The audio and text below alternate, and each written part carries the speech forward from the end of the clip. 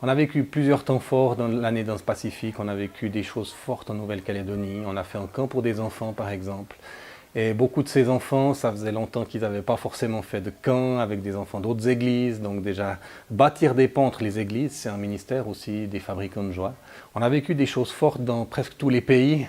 Quand on était en Nouvelle-Guinée, en Papouasie, on a vécu un temps fort. On était un des endroits les plus difficiles où on s'est retrouvés. On est arrivé, on n'était pas attendu. Finalement, on nous a logés tous dans une église, on était sous des moustiquaires, dans la salle de culte, tous sur des matelas, tous dans la même salle, les Européens d'un côté, les Papous de l'autre côté. On vivait dans des cultures tellement différentes, il n'y avait pas de toilettes, c'était un trou dans le sol, souvent on faisait à côté, ça dégoûtait les enfants d'aller aux toilettes. Enfin voilà, c'était vraiment terrible. Et puis on se disait, Seigneur, pourquoi tu nous as amenés ici ? Et le dimanche matin, il y a eu un culte des Assemblées de Dieu, 5 Assemblées de Dieu de la même localité qui se sont retrouvées. Ils m'ont demandé de faire le message et j'ai enseigné sur la famille. À la fin du culte, les pasteurs pleuraient. Ils se sont défilés les uns après les autres pour se repentir devant leur église, non seulement du fait qu'ils n'avaient pas compris le rôle de la famille dans l'église et dans le royaume de Dieu, mais qu'ils avaient eux-mêmes négligé leur propre famille en ne prenant pas soin de leurs femmes et de leurs enfants et qu'ils avaient montré un mauvais modèle pour l'église. Et c'était quelque chose de tellement touchant. Un autre moment fort qu'on a vécu, c'est quand on s'est rendu à Wallis et Futuna. On avait 2 semaines de libre et une année avant le départ, on s'est dit qu'est-ce qu'on va faire de ces 2 semaines. Et on a prié et on a reçu Wallis et Futuna. C'est 2 petites îles perdues dans le Pacifique, un territoire francophone au milieu du Pacifique. On connaissait personne là-bas, on n'avait aucun contact. On a cherché sur Internet, on a trouvé l'adresse d'une église. On a essayé d'écrire, on n'a jamais eu aucune nouvelle. Et on avait nos billets d'avion, donc encore 24 heures avant de partir, on s'est dit qu'est-ce qu'on fait, on y va, au risque de devoir louer un hôtel. On pensait qu'il y aurait des hôtels, il n'y en avait pas, de toute façon c'est trop petit, il n'y a pas de voiture de location. Et finalement, 15 heures avant le départ, on a reçu un email du pasteur qu'on avait essayé de contacter qui nous disait « Alors on se réjouit de vous accueillir, on vous attend, on a une voiture pour vous, on a réservé une maison, vous pourrez loger, vous serez bien mieux ». Finalement, on a été accueillis là-bas et on a vécu un temps absolument extraordinaire. 2 semaines tellement fortes où les gens ont été encouragés parce qu'il y a un sentiment d'isolement qui est tellement fort sur cette île. Et on a trouvé un pasteur et sa femme qui avaient un cœur pour les enfants et pour les familles. Eux-mêmes étaient parents de 3 enfants. Et la femme nous a dit, vous savez, je me suis converti, j'avais 17 ans. Le premier camp que j'ai fait, c'était avec les fabricants de joie en Nouvelle-Calédonie. Et j'ai été tellement marqué par ce camp que depuis, même en tant que femme de pasteur, tout ce que je fais avec mes enfants et avec les enfants des églises, je le fais en me basant sur ce que j'ai vécu dans ce camp des fabricants de joie. Et ça fait plusieurs mois où j'étais avec mon mari en me disant « mais on a été oubliés ici, on est dans cette île, personne pense à nous, personne ne se soucie de nous ». Et puis on a reçu votre message qui disait que le responsable international des fabricants de joie voulait venir à Wallis et Futuna pour nous visiter. Quand j'ai entendu ça, j'ai pleuré pendant 2 semaines, parce que pour moi, c'était un signe que Dieu ne nous avait pas oubliés. C'est une nouvelle occasion de voir Dieu agir, et on a vu Dieu aussi visiter les enfants, les adultes et les familles. En partant de Wallis et Futuna, après juste 2 semaines de ministère, pratiquement toute l'église était à l'aéroport pour nous dire au revoir. Ils nous ont encore acheté des cadeaux à l'aéroport. On voyait vraiment l'apôtre Paul qui était accompagné par l'église d'Éphèse, qui les accompagnait sur le rivage, qui pleurait.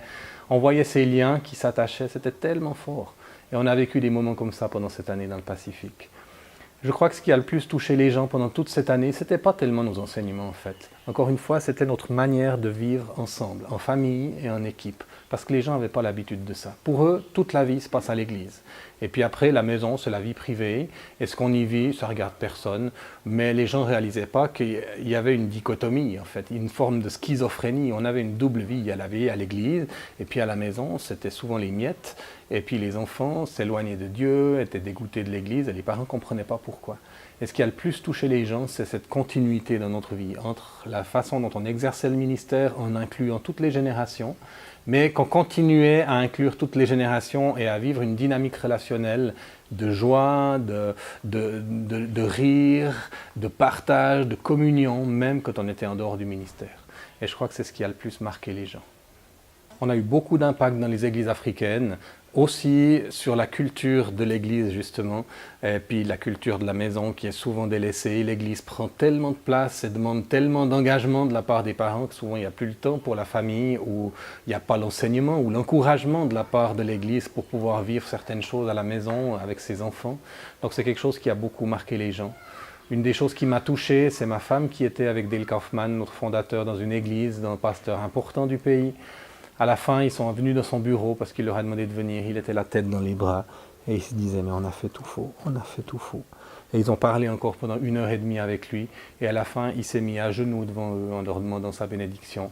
Et en leur demandant notre bénédiction parce qu'il disait, il faut que vous nous aidiez parce qu'on ne sait pas comment enseigner nos familles et on n'a aucune personne qui peut le faire. Donc on voit qu'il y a vraiment une porte ouverte. Je crois qu'on a eu des portes ouvertes extraordinaires pendant notre formation pour responsables de 40 jours qui a eu lieu avant l'ILA, Fortify. On allait jusqu'à 7 églises par dimanche. Donc on a eu l'occasion de toucher beaucoup d'églises dans les semaines qui ont précédé Fortify. Et là on a vu des pasteurs avec des cœurs tellement ouverts qu'on se demande comment est-ce qu'on va poursuivre parce que la demande est forte pour pouvoir recevoir ces formations, ces enseignements. Je crois que la Côte d'Ivoire a un appel particulier d'influence pour les nations environnantes. Le piège, ça serait la théologie de la prospérité, c'est-à-dire qu'on veut devenir une nation avec beaucoup d'argent, des églises qui donnent une apparence de richesse, des pasteurs avec des belles voitures et des complets cravates, comme on a dans certaines méga church américaines, puis que ça devienne, comment dire, un symbole du succès, plutôt que l'Église se mette au service de la nation, et puis que l'Église se développe de l'intérieur vers l'extérieur en se basant sur des familles fortes et en cherchant à toucher leur quartier, en formant des gens qui aient une mentalité missionnaire. Donc on voit un réel appel de Dieu pour cette nation d'être une nation d'influence dans la région. Mais on voit aussi des pièges qui sont là sur le chemin avec une culture religieuse qui est forte, une culture de l'apparence et puis la culture de la prospérité qui pourrait être un piège aussi. Donc comment le Seigneur va nous conduire pour pouvoir amener ce que nous on ressent là au milieu, à côté de ce que beaucoup d'organisations, d'églises, d'hommes de Dieu vont aussi développer. On se réjouit de voir comment il va nous conduire. On ne veut pas se charger de quelque chose où il y a trop d'attentes. Une vision trop élevée charge les gens.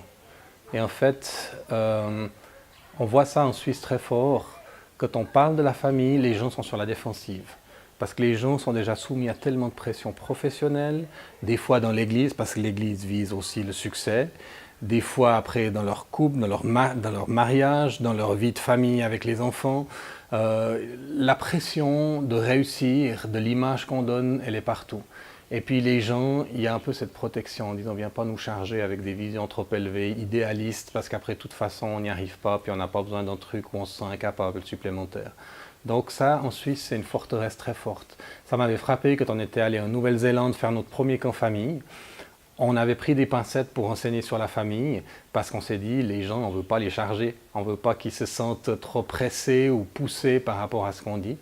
Et puis là, il y avait une mentalité tout autre. Les gens nous accueillaient en disant, mais allez-y, retenez-vous pas, poussez-nous un peu plus, on a besoin de ce que vous dites. Et ça nous avait choqués et c'est là où on a pris conscience qu'il y a des cultures différentes avec des manières de recevoir les choses qui sont différentes.